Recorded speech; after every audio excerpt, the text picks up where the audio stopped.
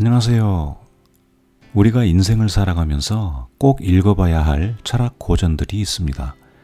그러나 철학 고전은 읽고 또 이해하는데 어려움이 따르는 것이 사실이죠. 그래서 이 코너가 탄생했습니다. 어려운 철학 고전을 쉽게 풀어서 대신 읽어드리는 철학 탐구 시간입니다. 오늘은 서양 철학의 발상지라고 할 수 있는 그리스 철학에 대해 진행하겠습니다. 그리스 철학하면 가장 먼저 떠오르는 사람이 소크라테스와 플라톤이 아닐까 한데요. 아시다시피 두 사람은 스승과 제자의 관계였고 소크라테스의 철학은 플라톤의 저서를 통해 후대에 알려지고 있죠. 플라톤의 저서 중에 가장 널리 읽히는 네 대화편이 있습니다. 에우티프론, 소크라테스의 변론, 크리톤, 파이돈. 오늘은 그 중에서 에우티프론을 진행하겠습니다. 에우티프론은 경건함은 무엇인가, 무엇이 올바름인가에 대하여 소크라테스가 에우티프론과 나누는 담론을 대화 형식으로 조술한 책입니다. 등장인물은 소크라테스, 향년 70세, 멜레토스에 의해 기소된 상태이고요. 에우티프론은 소크라테스보다 젊은 남자이고 종교에 일가견이 있는 사람으로 추정됩니다. 대화 장소는 아테네의 사법기관인 바실레우스 관아 앞입니다.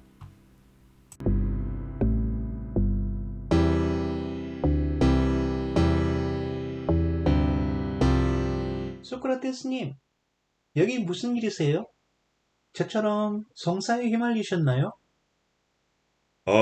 에우티프롬. 아테네 사람들은 송사라고 하지 않고 기소라고 한다네. 누가 선생님을 기소라도 했나요? 맞네. 그런데 나도 그 사람을 잘 모른다네. 비토스 출신의 멜레토스라는 사람이라는데 비축한 머리에 볼품없는 수염, 매부리 코를 가진 사람이라도. 저도 잘 모르겠는데요. 근데 그가 무슨 죄목으로 선생님을 기소했습니까? 보통 일은 아닌 것 같네. 그 사람이 말하기를 우리나라의 젊은 사람들이 타락하고 있는데 그 이유가 바로 나 소크라테스 때문이라는 거야. 내 생각에 그는 나라 일을 옳게 한 것 같네. 왜냐하면 훌륭한 농부는 어린 식물을 먼저 돌본 다음에 다른 것들을 돌보기 때문이네. 즉, 멜레토스는 젊은 싹을 타락시키는 우리 같은 늙은이를 제거한 다음에 다른 사람들을 돌볼 작정인 거지. 저는 걱정됩니다.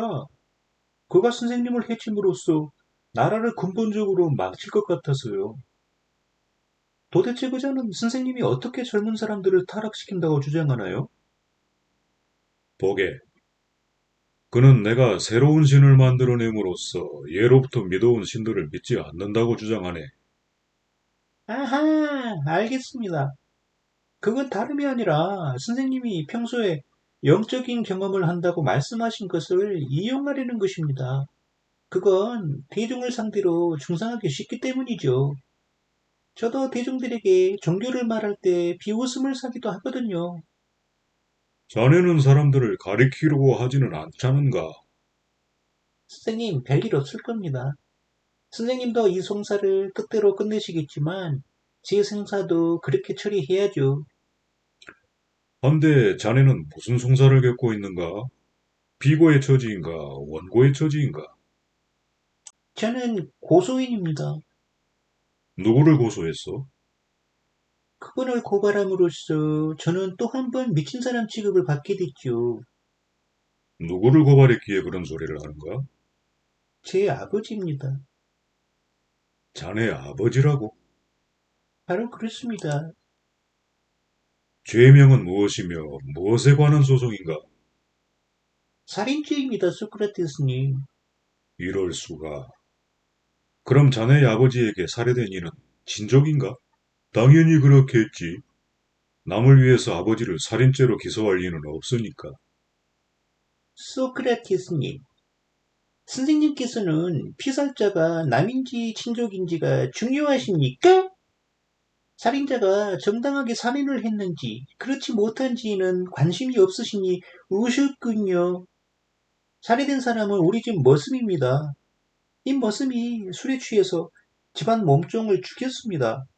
그러자 아버지께서 머슴의 손발을 묶어 토랑에 내동쟁이 쳐놓고는 아테네에 심부름꾼을 보내 죄인을 어떻게 처리할지 알아보게 했습니다. 그러나 아버지는 토랑에 던져준 머슴에게는 신경을 쓰지 않으셨고 결국 심부름꾼이 돌아오기 전에 머슴은 취기와 굶주림으로 죽어버렸습니다. 그래서 제가 아버지를 기소했습니다. 그런데 아버지뿐만 아니라 모든 친족이 제게 역정을 내고 있습니다. 죽은 머슴을 위해 아버지를 기소하는 것은 경건하지 못하다는 것입니다. 그들은 경건한 것과 경건하지 못한 것을 잘못 알고 있습니다. 에우티프론, 맹세코 자네는 경건한 것과 경건하지 못한 것을 정확히 알고 있다고 생각하는가? 즉, 아버지를 고발함으로써 자네 자신이 불경한 짓을 하고 있지는 않은지 두렵지 않아? 제가 정확히 알지 못하다면 다른 사람들과 전부 다를 게 없죠. 그렇다면 놀라운 에우티프론. 나는 멜레토스에게 자네의 제자가 되었다고 말해야겠네. 더해서 이렇게 말하겠네. 멜레토스요. 여기 에우티프론이 이런 문제에 있어 현명하다는데 당신이 동의한다면 소송을 취하하시오. 만약 당신이 동의하지 않는다면 나를 고소할 게 아니라 스승인 에오티프론을 기소하시오. 요컨대 나를 가르친 스승으로서 그리고 자신의 아버지를 책망하고 벌준 자로서 말이오. 맞습니다, 소크라테스님. 만약 그가 저를 기소한다면 저는 집요하게 그의 약점을 찾아낼 것입니다. 또한 법정에서의 진술은 저에 관한 것이 아니라 그자 자신에 대한 것이 되겠지요. 그래서 내가 자네의 제자가 되려는 것이네. 멜레토스란 자도 다른 사람들도 자네를 눈여겨보는 것 같지는 않네만 나에 대해서는 아주 날카롭게 지켜보고는 신에 대한 불경이라는 제목으로 나를 기소했으니까. 자, 그러니 방금 자네가 자세히 안다고 장담한 것을 제우스께 맹세코 내게 말해주게. 신들에 대한 공경과 신들에 대한 불경이 어떤 것인가? 말해보게. 무엇이 공경, 즉 경건함이고 무엇이 불경, 즉 경건하지 못함인가? 그러니까 경건함은 지금 저의 행동, 즉 올바르지 못한 짓을 저지른 자에 대해서 그가 아버지건 어머니건 기소를 해야 하지만 기소하지 않는 것은 경건하지 못한 것입니다. 이에 대한 강력한 증거가 율법에도 나와 있는데 한번 들어보십시오. 사람들은 신중에서 가장 훌륭한 제우스가 자식들을 삼켜버린 자신의 아버지를 결박한 것을 동의하고 있으며 또한 이 아버지가 제 아버지의 생식기를 절단한 것에도 동의하고 있습니다. 그런데 사람들은 옳지 못한 일을 한 내 아버지를 기소했다고 저에게 화를 냅니다. 즉 사람들은 신의 경우와 저의 경우를 두고 자가당착인 말을 하는 것입니다. 에우티프론, 내가 기소를 당한 것 이 때문인 것 같네. 누군가 신에 관해 이야기할 때 지금처럼 내가 잘 받아들이지 않으니까. 우정의 신 제우스께 맹세코 말해주게. 자네는 신들 사이에 있었다는 그 사건들이 정말 일어났다고 믿고 있나? 이것보다 더 놀라운 것도 저는 믿는걸요. 많은 사람이 모르고 있을 뿐이죠. 그럼 자네는 신들의 세계에 전쟁과 적개심, 싸움질, 그 밖에 이런 류의 많은 일이 실제로 일어났다고 믿는단 말이지. 소크라테스님, 비단 그런 것뿐 아니라 신들에 관한 다른 많은 것도 제가 알고 있는데 원하시면 들려드리겠습니다. 아마 경악하실걸요. 나는 경악하지는 않을 것이네. 하지만 그 이야기는 나중에 한가한 때 들려주게. 지금은 내가 질문한 것에 대해 명확히 대답하도록 힘써주게. 보게. 자네는 경건함이 무엇인지 충분히 설명해주지는 않고 자네 아버지를 살인죄로 기소한 것이 경건함이라고 말했을 뿐이네. 그게 진실이니까요. 그럴지도 모르지. 하지만 에오티프론, 자네는 다른 많은 것도 경건한 것이라고 말하고 있네. 그런 것도 많이 있으니까요. 내가 자네에게 대답해달라고 한 것은 경건한 것 가운데 한두 가지를 알려달라는 게 아니라 그 특성 자체, 즉 모든 경건한 것이 경건하게 된 그것을 가르쳐달라고 물었네. 자네는 기억하고 있나?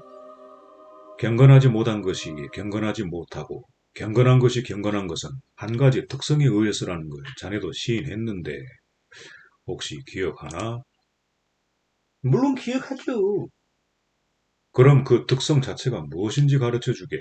자네 또는 다른 누군가의 행위를 경건하다거나 경건하지 못하다고 내가 자신있게 말할 수 있게 말이네. 그러니까 신들의 사랑을 받는 것은 경건하나 신들의 사랑을 받지 못하는 것은 경건하지 못합니다. 에우티프론, 아주 훌륭하게 내가 원하는 대로 대답을 잘 해주었네.